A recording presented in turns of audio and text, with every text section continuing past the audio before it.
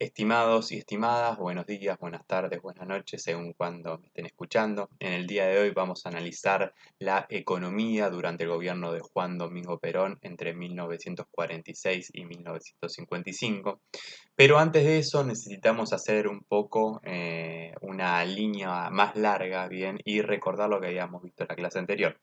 Nosotros habíamos dicho que en el año 1930 se da el primer golpe de Estado en la Argentina. De este modo se da inicio a lo que se denominó la década infame, es decir, una década en la cual hubo cuatro gobiernos y ninguno de ellos accedió por elecciones limpias. Por el contrario, se aludía al fraude patriótico, ¿no? Para poner a gobiernos que respondían a los intereses de las élites económicas.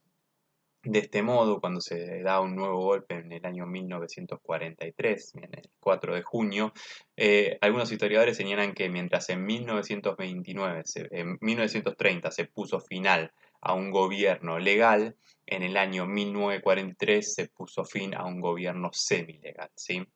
Em, el golpe sí tuvo tres presidentes. El primero de ellos fue Rawson, que duró muy pocos días por diferencias internas dentro de el ejército.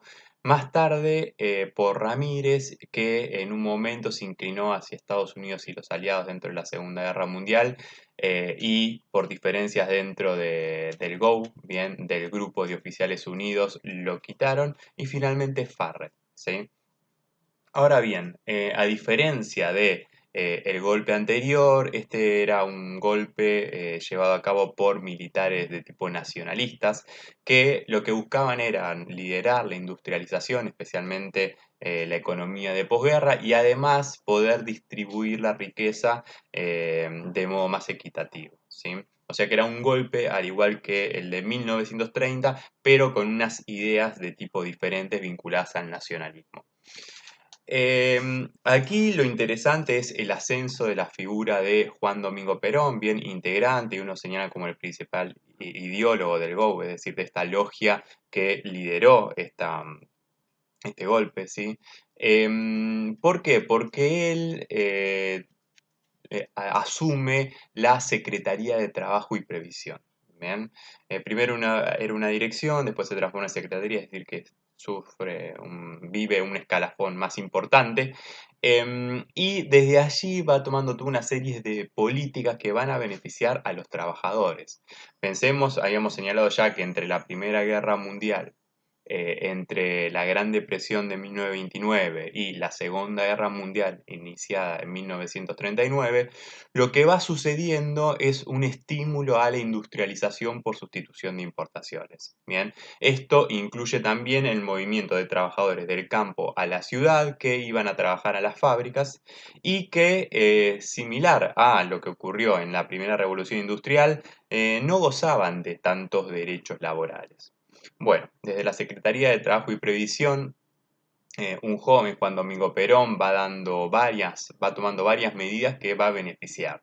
Entre ellas se puede señalar la indemnización en caso de despido, las jubilaciones y las vacaciones pagas. Podemos señalar también una medida que fue fundamental, dado la explotación que ocurría en el campo, que es el Estatuto del Peón Rural, ¿sí?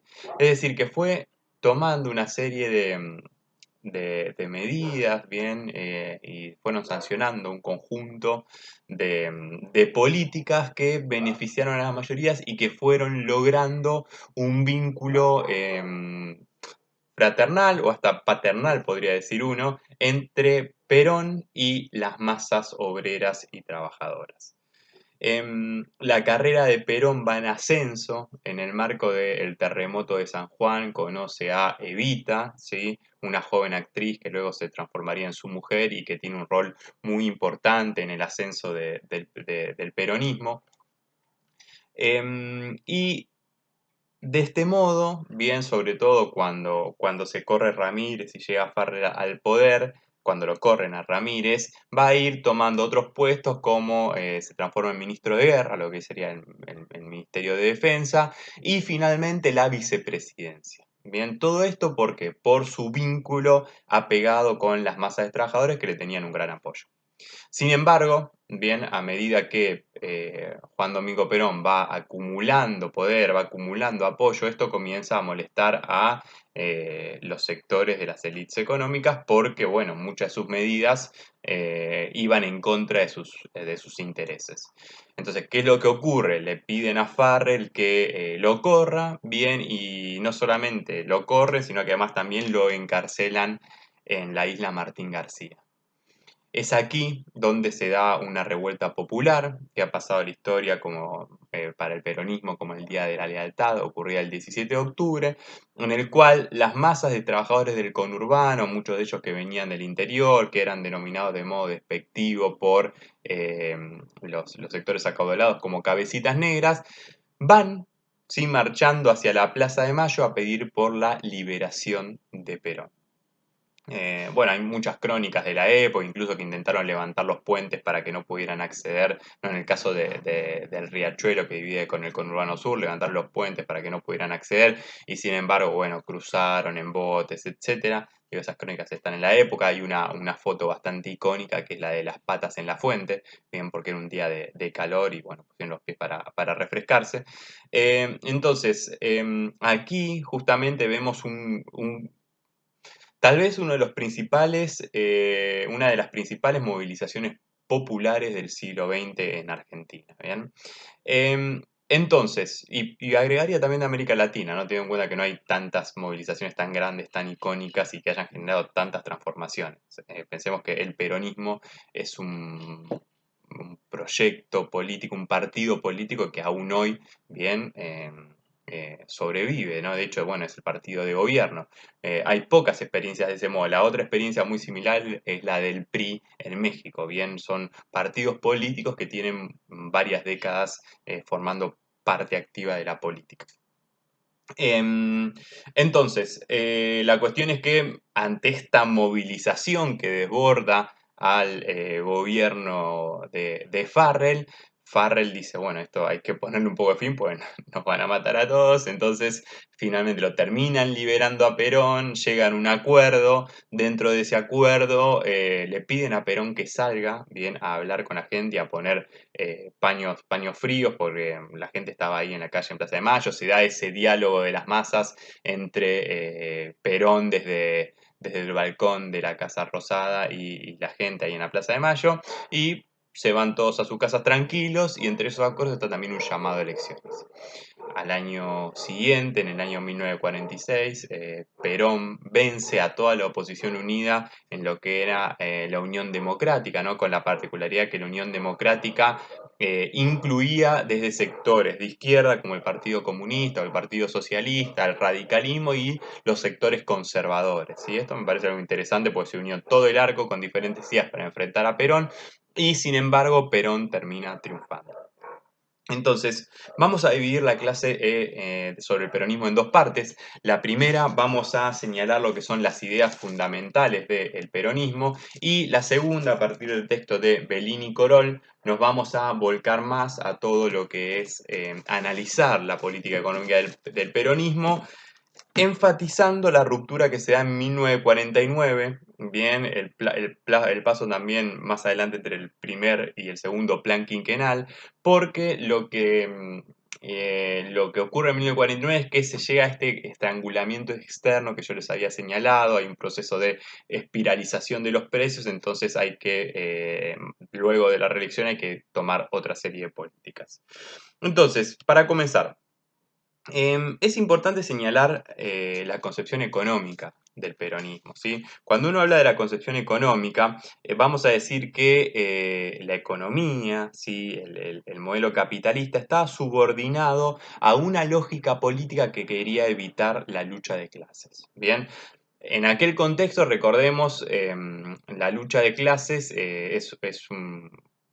es una idea que surge del marxismo, por lo tanto es una idea del comunismo que lo que plantea es justamente que tiene que a través de la lucha de clases, a través de los trabajadores de la lucha entre los trabajadores y la burguesía se da la revolución de tipo comunista. Bueno, Perón no era comunista, estaba en contra del comunismo y quería evitar justamente este tipo de desbordes. Por lo tanto, él plantea que la economía estuviera subordinada hacia la política, bien para evitar este tipo de colapsos y para reparar, bien para implementar la justicia social. Bien, es decir, que no haya injusticias, que no haya inequidades. Y para esto se necesitaba de un rol muy importante del Estado. Bien, señalar aquí también que si ustedes recuerdan las últimas clases, esto va muy de la mano con lo que planteaba él, las ideas del keynesianismo. Bien, ¿qué significa esto? Es decir, que el Estado intervenga en la economía, bien, para justamente poder generar un flujo circular de la renta. Bueno, en el caso de Perón, también coincidía con estas ideas, pero no tanto por una cuestión de evitar una crisis o evitar una falta de demanda, sino especialmente para evitar la llegada del comunismo. Entonces, ¿cuál es el planteo? Que además él había recorrido mucho el país y había sido testigo de las inequidades.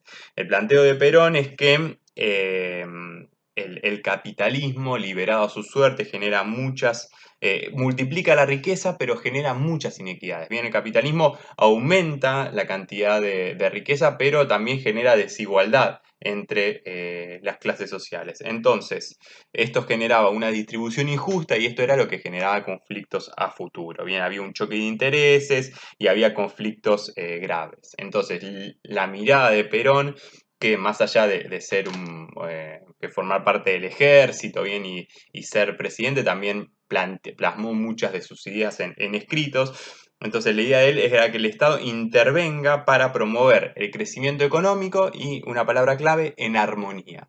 Bien, desde su mirada, el capitalismo generaba crecimiento económico, pero no de modo armónico. Por eso el Estado interviniendo, redistribuyendo la riqueza, genera un desarrollo capitalista, pero sin ningún conflicto social.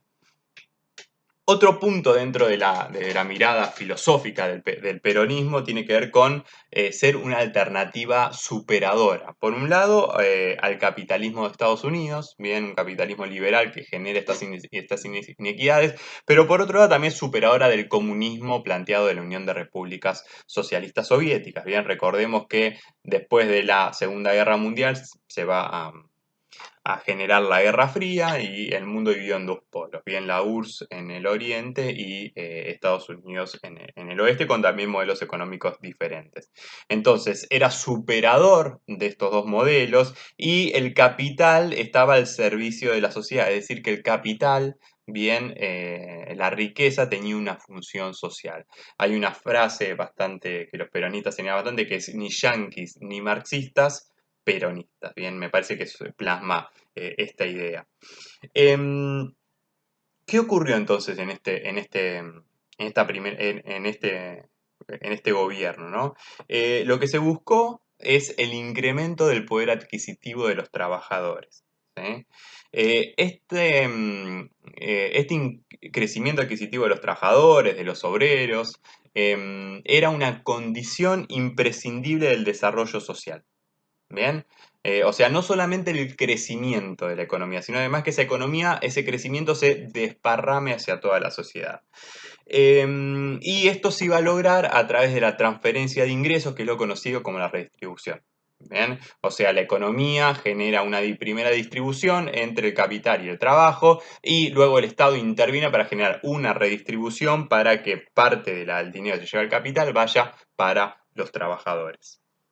Em, Además, bien, esta idea de Perón tenía también, como habíamos dicho antes, congeniaba claramente con las ideas de la época, ¿no? Planteadas por John Maynard Keynes, es decir, evitar una crisis de demanda, evitar una crisis de subconsumo.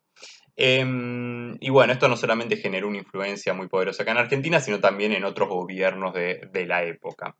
Y finalmente, otra de las banderas, junto con la justicia social, junto con la soberanía política, bien que serían los otros dos puntos, es importante la idea de independencia económica. Bien, la idea de independencia económica plantea que el desarrollo de la economía argentina tiene que estar supeditada al capital nacional. ¿Bien?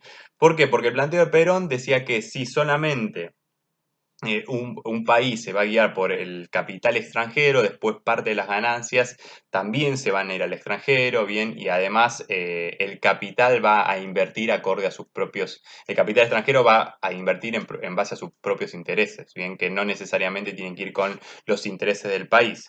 Por eso es que él prefería, ¿sí? Dar lugar al capital argentino que invierte en la Argentina, que desea que a la Argentina le vaya bien y de este modo unir, vincular intereses, ¿no? Por supuesto que esto también es cuestionable cuando uno ve que hay muchos empresarios argentinos que después tienen su riqueza en paraísos fiscales para no pagar impuestos. Pero bueno, la idea de Perón, de un nacionalismo económico, también tiene cierto sentido. Entonces, estas serían las ideas del peronismo que están explicadas en el texto de Aldo Ferrer. Eh, Pensar entonces primero el ascenso de Juan Domingo Perón desde el golpe de Estado de 1943, más tarde ganando unas elecciones democráticas bien frente a toda a la oposición unida, dando y tomando medidas que beneficiaron fuertemente a los trabajadores, que son los que después lo apoyaron, ¿no? No solamente cuando lo pusieron preso, sino después durante su gobierno. Bien, y vamos a ver que además hubo medidas importantes, sobre todo con el segundo plan quinquenal, donde demandó a la gente el ahorro y no gastar tanto dinero para bajar la inflación. Y después las tres ideas del peronismo, ¿no? Justicia social, soberanía política, independencia económica y planteando también cómo buscaba evitar los potenciales conflictos del capitalismo librado a su propia suerte, promoviendo un crecimiento y un desarrollo en armonía.